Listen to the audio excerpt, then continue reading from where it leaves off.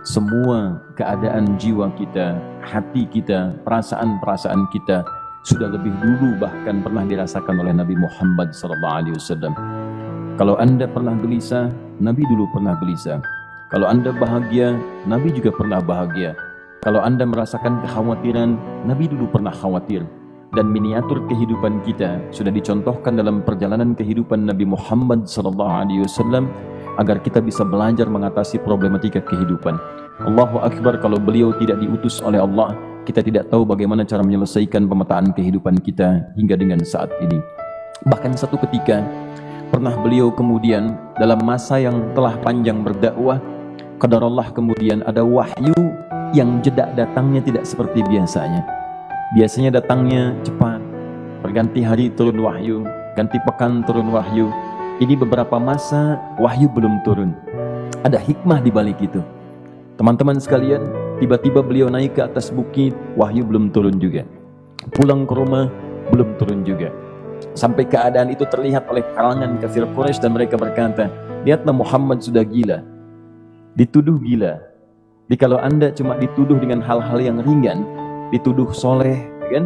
Dituduh kemudian orang yang berubah, dituduh semakin beriman dan sebagainya, barangkali itu lebih baik. Nabi dituduh gila, Anda bayangkan.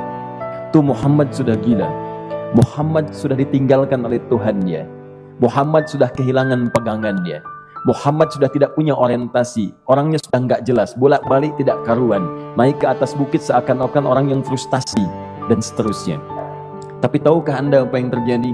Setelah berbagai cacian, makian, tuduhan macam-macam diterima oleh Nabi SAW, lantas tibalah masanya Allah menurunkan satu surah, bahkan disandingkan dengan surah yang lainnya. Bersandinglah dua surah ini secara bersamaan turun, surah ke-93 dan surah ke-94-nya, terkait berkelindan, memberikan satu harapan yang sangat panjang.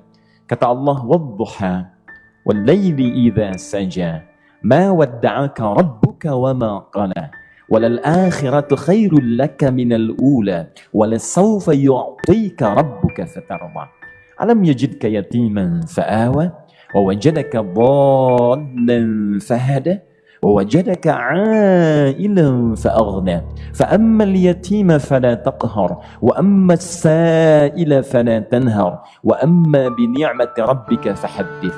Ya Muhammad, saya bersumpah dengan waktu duha.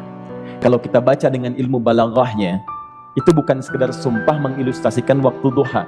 Karena di ilmu balaghah itu nanti ada 3 turunan ilmu. Ada disebut ilmu ma'ani, ilmu mencari kata-kata sehingga ungkapannya sesuai untuk disampaikan. Mana kata-kata yang tepat untuk disampaikan dalam konteks yang ingin dibicarakan. Itu ma'ani namanya. Kemudian setelahnya ada ilmu bayan, bagaimana mengemas kosakata yang bagus ini sehingga bisa disampaikan dengan jelas, orang tidak bingung menerimanya, paham maksudnya. Kemudian setelah itu kadang-kadang jelas kalimatnya, tapi kedengarannya tidak indah. Woi, rapatkan, woi, apa belum paham juga? Rapatkan saf. Memang jelas, tapi nggak ngenakin. Maka bagaimana caranya disampaikan dengan jelas, tapi hati kita terasa nyaman, memuji. Terasanya nyaman diserahkan kepada Allah, tapi ada kebahagiaan, disampaikan tidak terasa tergurui, diperintahkan serasanya diberikan jalan untuk mendapatkan kebaikan. Maka yang ketiga disebut dengan ilmu badi' namanya. Ilmu menghiasi kalimat yang disampaikan sehingga terasa dengan nikmat. Turunannya nanti ada majaz namanya. Mengambil sebuah kalimatnya untuk diposisikan pada kalimat yang nyaman disebut dengan kinayah turunannya. Maka teman-teman, kata Allah, wadduha, diterjemahkan demi waktu duha, bukan sekedar waktu duha, karena duha itu ada cahaya yang indah, dirasakannya enak. Antum keluar waktu duha kan enak tuh, berjemur, kata orang Sunda moyan gitu kan, datang, bahkan sampai dianalisis ada vitamin D-nya bisa terasakan ya. Kemudian setelah itu ada kenikmatan, enak suasananya, seakan-akan dunia milik sendiri, yang lain numpang. Wah, nyaman keluar itu. Baik, jadi wadduha itu ingin bersumpah mengilustrasikan waktu kenyamanan yang pernah dilalui. Kalau dalam bahasa tafsir yang luasnya, saya bersumpah Muhammad, demi segala kenikmatan yang pernah engkau rasakan dalam hidupmu, seperti engkau merasakan cahaya duha itu. Engkau pernah senang, saya bersumpah dengan kesenanganmu. Engkau pernah tenang, saya bersumpah dengan ketenanganmu. Engkau pernah nyaman, saya bersumpah dengan kenyamanan yang pernah engkau rasakan. Wal laili idza saja, dan aku pun bersumpah demi gelapnya malam. Demikian terjemahannya. Bukan sekedar gelapnya malam, saja itu sesuatu yang pekat. Ya, ini belakang kelihatan agak gelap nih. Untuk memberikan proyek, kesini aja Pak, saya cuma ngasih contoh ini. Contoh, saya bukan mengeluh, bukan, ingin memberi contoh. Ya, contoh pada ilustrasi yang mau saya sampaikan. Nggak apa-apa, biarkan saja. Saya mau contoh kasih kata saja. Ya, ini belakang agak gelap untuk memproyeksikan cahaya ke sini. Tapi yang mau saya sampaikan, kalau gelapnya begitu pekat, semua cahaya ini nggak ada. Cahaya nggak ada nih, sama sekali tidak kelihatan. Saya mau tanya pada Anda, beraktivitasnya mudah atau sulit? Mudah nggak menemukan sendal Anda di luar? Belum tentu. Menemukan jalan keluar pun belum tentu mudah. Anda mesti meraba-raba jalan. Anda mesti kemudian melihat sesuatu dengan pandangan mata hati Anda. Raba, dan sebagainya. Sampai menemukan jalan itu pun belum tentu benar. Itulah yang disebut dengan gelapnya malam saja pekat. Kadang-kadang ada orang yang menghadapi satu kesulitan yang pekat, suasananya siang, cuman karena masalahnya begitu pekat seakan-akan membuat diri dia gelap. Jalan susah, limbung gitu. Kenapa gelap ya? Padahal terang. Karena masalah menggelimuti dirinya seakan-akan dia diselimuti masalah yang gelap. Bimbang dia. Makan gak enak, minum gak nyaman, dan seterusnya. Ya, biasanya makan ayam tenang, ini dikasih yang lebih enak juga rasanya pahit. Gak enak zamannya. Maka kalau kita ilustrasikan dalam suasana tadi Muhammad, saya bersumpah, engkau pernah hidup nyaman ataupun engkau mengalami masalah yang sangat pekat dalam kehidupan. Engkau alami sesuatu yang dahsyat sampai engkau bingung, bimbang, pekat, mereka menuduhmu dengan macam-macam. Ma wadda'aka rabbuka wa ma qala. Saya pastikan kepadamu, dalam keadaan nyamanmu seperti dulu ataupun engkau bimbang seperti sekarang, Tuhanmu tidak akan pernah meninggalkanmu ataupun menuduhmu gila.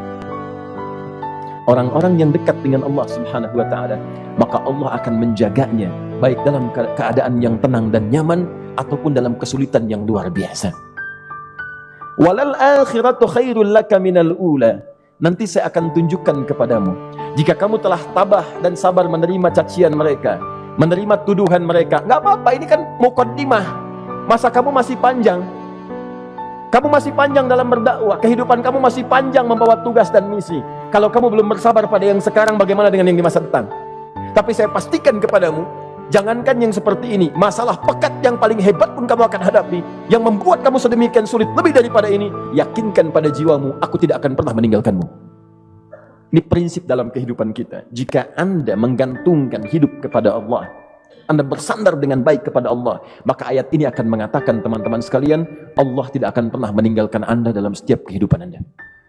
Nanti, sekarang perjuangan, kata Allah, walal akhiratu khairul laka minal ula. Nanti saat kamu tiba di akhirat, saya akan tunjukkan kepadamu ada yang lebih hebat yang tidak pernah engkau rasakan sebelumnya saat di bumi. Tidak akan ada lagi kesulitan yang kamu hadapi. Tidak akan ada lagi cacian yang kamu kemudian hadapi. Tidak ada lagi kemudian tuduhan yang kemudian kamu rasakan. Aku akan berikan apapun yang kamu inginkan sampai kamu puas. Wala sawfa yu'tika rabbuka fatardah. Nanti kamu pengen apapun, aku berikan. Kalau saufa masih ada jeda, ya. Kalau bahasanya wa yu'tika mungkin seketika. Tapi ketika mengatakan saufa, artinya bukan saat ini Muhammad. Sekarang pun aku berikan, tapi nanti yang di akhirat aku berikan sampai kamu merasa puas.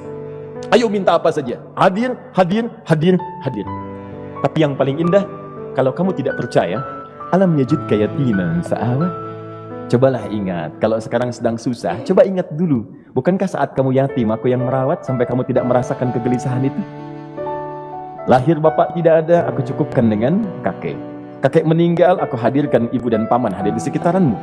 Ibu meninggal, ada kakek. Kakek meninggal, ada paman. Dan Khadijah hadir di sekitaranmu. Bukankah aku rawat pada saat itu? Wajadaka dhallan fahada. Kamu sedang bingung, sedang susah, bukankah sering aku berikan petunjuk kepadamu?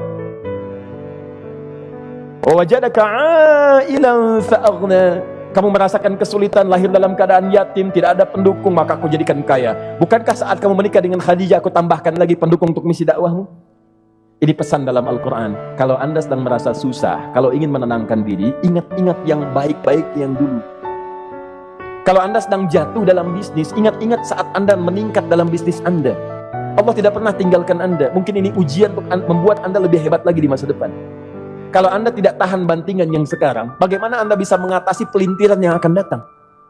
Karena dalam kehidupan bukan cuma dibanting.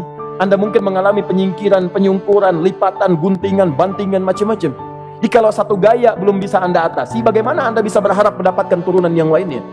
Selalu ingat bahwa jika hidup Anda ingin tampil gaya, Anda harus merasakan tekanan dalam kehidupan. Karena F selalu berbanding lurus dengan P, hukum Pascalnya.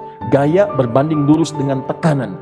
Orang yang ingin tampil gaya dalam kehidupan, maka dia mesti siap menghadapi tantangan-tantangan hidup yang diatasi. Turun ayat sampai ujungnya. Jikalau kamu sudah begini lagi, jangan pernah kamu membentak orang lain.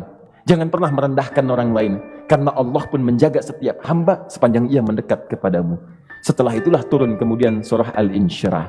Alam nashrah lakas sadrak. Antum kenal Nabi Musa? Baik. Tapi agak lumayan lah. Tadi saya di Soreang kenal Fir'aun. Di sini Musa. Baik, alhamdulillah.